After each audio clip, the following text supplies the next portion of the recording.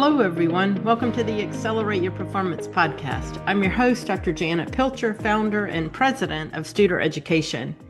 I love hearing our Studer Education leader coaches tell stories of our partners doing good work and making a difference every day in education.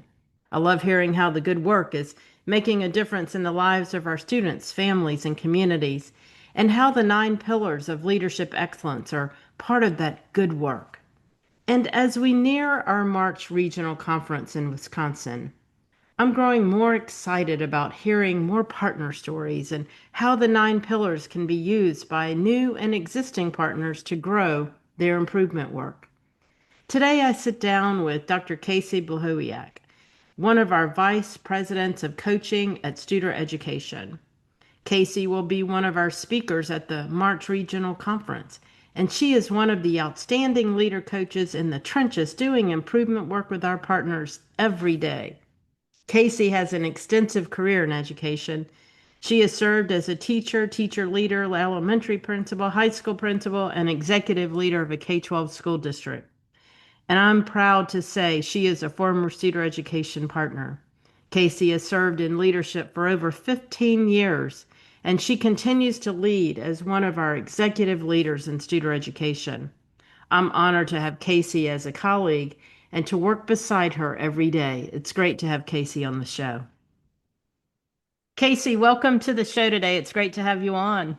Yeah, thanks, Janet. What a wonderful opportunity to spend some time chatting with you and sharing some great work of our partners. It sounds great, and I'm looking forward to our regional conference in March, close to your home in Milwaukee. So Yes, ma'am. make Yeah, sure you get the weather back, in check for us. So March is when we start to see peaks of spring here in Wisconsin. So we plan to deliver on that for you all this perfect, year. perfect. And here in Pensacola, Florida, and I'd like to send this cold back your way a little bit. So. Um, all right. So, Casey, I know we're going to have the opportunity to be presenters and interact with our participants at the regional conference. I'm going to ask you some questions related to our pillars of leadership excellence and just some of the presentation focus that you'll be doing. So, we've been looking at topics presented for that March conference. So let's continue with that. And if you would talk for just a minute about how improving processes can help us save money to reinvest in student learning. That's going to be one of the major presentations that we focus on in the workshop. Yeah, Janet, what a great topic. And I think so often that we've got great folks working in organizations, our own, our partners, and sometimes those systems that we have in place, they're inefficient and they're broken. And that's not a people issue, that's a system and a process issue. Those folks come to work and they've got great skill and expertise and they're doing the very best with what's available to them. And it makes me think about that improvement adage of systems are perfectly aligned to be getting the results that they're getting. And when leaders in those improving systems really engage with folks who are closest to the work, we get to uncover those processes that are slowing us down, that are redundant, and that sometimes are downright frustrating for folks to work in. And when we focus in on those processes and the improvement, we can really yield some tangible savings and cost savings. Sometimes that's funds that we get to reinvest back into student learning, as you indicated, and sometimes it's more available time and expertise in key areas to move outcomes. And really it's aligning those arrows more closely to students and the service and outcomes that they deserve from us and organizations. Yeah, and Casey, as you're talking, and I always think about this, it's strategically we focus on the improvement of processes, but when we do that, we're engaging our people in that work. And like you said, the people closest to the work, because sometimes people just do the things that they do because that's the way we've done it, and we just continue to do that. And they probably see those barriers along the way and want to overcome those. I don't know. I know you found that to be true, and so it helps our people as well. Yeah, absolutely. And, it's just when I think about leaders and organizations that press that pause button, and that's really what comes to mind in the work that we do alongside our partners in these areas. It's really pausing to say, how can we do this better? And the skill and knowledge is on the expertise of our team. They know Yes. where it feels tricky. They see the redundancies happening. And leaders have to press that pause button to say, what's a better way? How Yeah, do we improve this process? Because we can. And it's having that sense of efficacy as a leader. We can do this. We can make absolutely. it better. Absolutely. Yeah. And you spoke a few minutes ago about alignment. And so we teach the importance of aligning goals, behaviors, and processes to ensure that our resources are focused on student success, focused on the outcomes that are most important, that in turn affect the success of our students. So, what partners come to mind when you think about organizations that have been successful at this alignment? How have they tackled the alignment of goals, behaviors, and processes?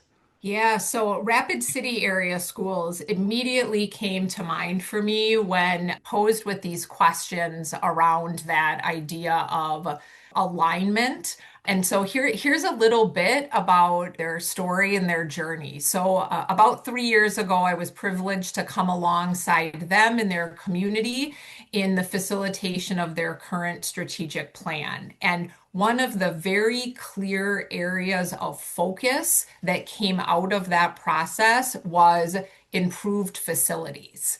And really, the language that the community was using about what they valued were safe, modern, and effective learning environments for students. And the leaders of the facilities team couldn't agree more. But after we received that input and direction from the community, it was then that question of, okay, how do we define this? How do we clearly define for us what those words mean? And then how do we align our behaviors and the processes to hardwire towards those particular areas?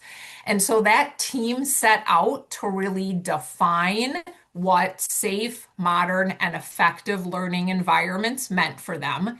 They took all of this information around their facility studies and funneled that Yeah. into a rubric where they had defined this is what safe means for us, this is what modern means for us, this is what effective means for us.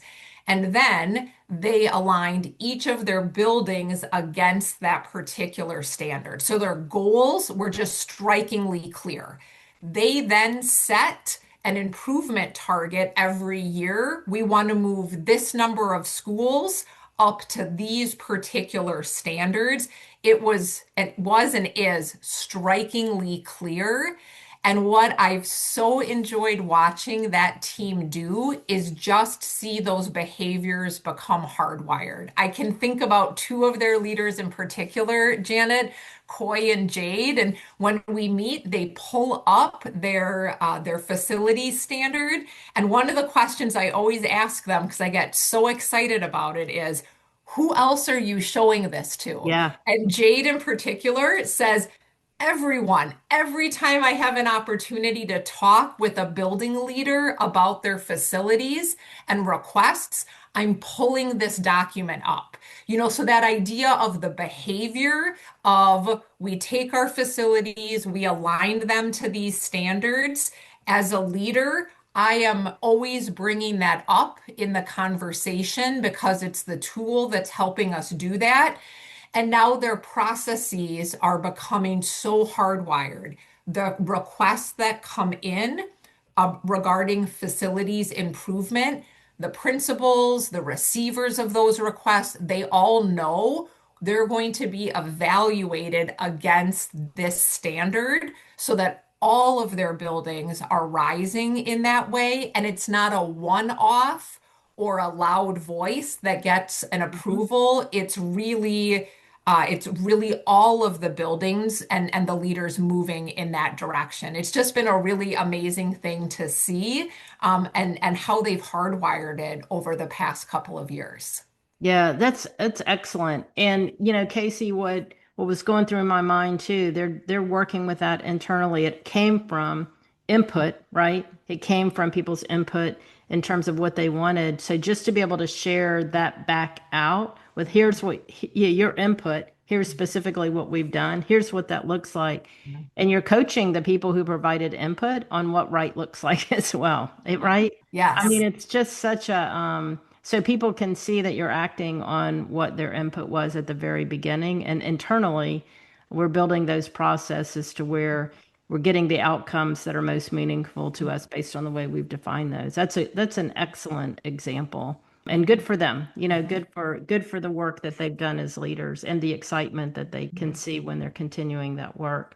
Let's talk a little bit about getting to the root cause of a problem. So sometimes we identify the problem. And one of the things that we've learned over the years is we just wonder if what we've identified as the problem is indeed the problem at all, right? And so sometimes we focus on the root cause of the problem that connects to a broken process. So share with us a story from your partners where they've identified a broken process that they undertook to implement a more effective process that then in turn could make us more good stewards of resources. Yeah, and this one is a story that's really it's stuck with me, and I'm honored to be able to share it with others. And so Dr. Pat Greco coaches the Tulare County Office of Education. And this improvement story around process, I think, is so simple and striking. And what I love about this organization is they made the outcomes so tangible. I think anyone can listen to this story and say, we can do this. And Mhm. so the problem that they were trying to solve was related to the districts they serve submitting complete and appropriate referrals for special education services for students and really working to reduce the time that it took their organization to respond to those. And so they started a process, as we talked about earlier, bringing the folks closest to the work. And there are a number of handoffs that have to happen in that kind of work. And I'm sure any of our leaders listening today can think about a process in their organization where it goes from one particular department to another. An administrative assistant, an amazing member of the team, is the receiver of something. They have to evaluate if it's complete or not. It goes to a psychologist, a program manager, et cetera, right? There's a lot of handoffs in that process. And what that team did was they came together, and this sounds strikingly simple, but again, that pause to create the space to do this is really the magic to this process improvement. And they came together and identified, first of all, what's working that we want to make sure we retain in any process improvement that we undertake. Where are we getting stuck? There's a lot of hands that touch things, and we need to hear from all of those folks about what their experience in doing their work is. And then what is our current process? Because even if it's not mapped out right now, one exists in our system. And that leads us in our coaching and the great coaching that Dr. Greco did alongside that partner is really to identify some key actions that we can take to get unstuck. And I hear Dr. Greco in my head so often when I use this alongside partners I have the honor of coaching. What's our now move?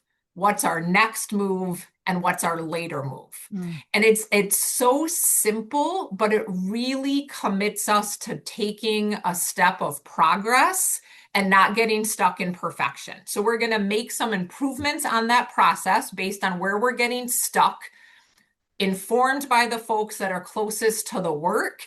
and we're going to start and we're going to pause and see if that worked, and we're going to go to our next list, and we're going to move to our later list. And this is exciting outcomes that this organization received. So they were able, through that process improvement, to identify, say, 12 hours saved per week in really the hiccups and inefficiencies that existed in their process. So, in terms of quantifying that time, they shared with us that's just under $3,000 of staff expertise and time that became available for other use in the system. They were also able, through that process improvement, to reduce the time it took to schedule student observations. It dropped from 14 days to 7 days through this process improvement. And those leaders are now able to spend their time in other programmatic areas that needed skill and expertise. And they've also been able to increase the relationship and the trust because they're able to action more quickly on those requests that were received from the partners that they serve in their county office. And I just think it's a strikingly beautiful example of a process that likely exists in a lot of organizations. Information comes in, there's a number of handoffs, good people doing the best that they can, but feeling hiccups along the way. Yeah, it's so powerful, Mm. Casey. And the dollars that are saved, the better people feel about the work that they're doing every day because they're not getting stuck in places that really frustrate them, I'm sure. Right? That's the part. When I think about process, and sometimes we think about processes and improvement of those processes, it goes along with the way we build culture as well. Right. And I just, I've kind of gotten to culture goes with strategy. I mean, the strategies that we use, it's not one or the other, it's both. And this just shows a very simple way that people get better at what they do and they identify what needs to be improved Mhm. and they go after it Yeah. one Yeah, little bit, one little step at a time, right? it's and those stories are great examples of building improvement muscles across the organization. When leaders bring folks together, that team is assisting in solving one problem, but we're also building their leadership mindset and skill set as problem solvers to take that thinking back into other teams that they work alongside, that they serve.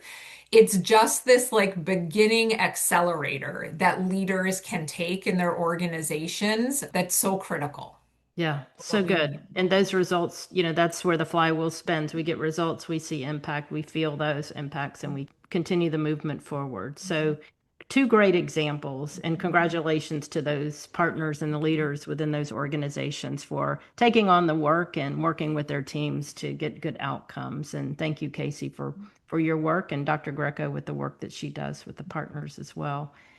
As we close today, love to you're on site with so many different partners working with leaders across the country. What's one tip or lesson learned about aligning goals, behaviors, and processes that you could share with our listeners today? Yeah, that's such a great question, and what an honor to be able to bring the podcast to a close with this little tip. I think if I could leave folks with one thing to consider, that process improvement won't happen by chance or because we wish that it would. We're not going to arrive to work magically and the process is going to be fixed. Um, Again, we as leaders need to press that pause button, and it is hard to do, but the benefits will be exponential to our organization.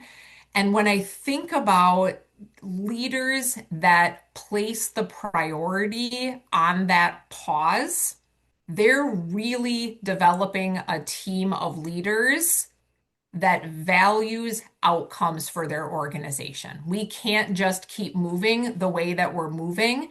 The pause, bringing folks together, trusting them with their insights as folks closest to the work, and just starting. What's one way we could get ourselves unstuck is the way we begin in this improvement journey and this commitment to excellence. Yeah, so good. And I think that's been a good theme that's run through the conversation today, just that power of the pause.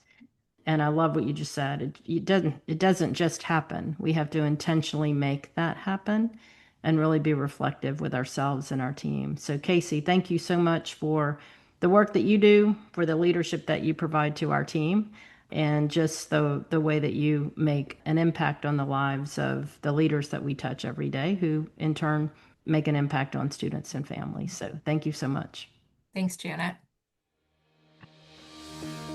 Casey so effectively reminded us how important it is to pause and reflect on what's working and what can be improved.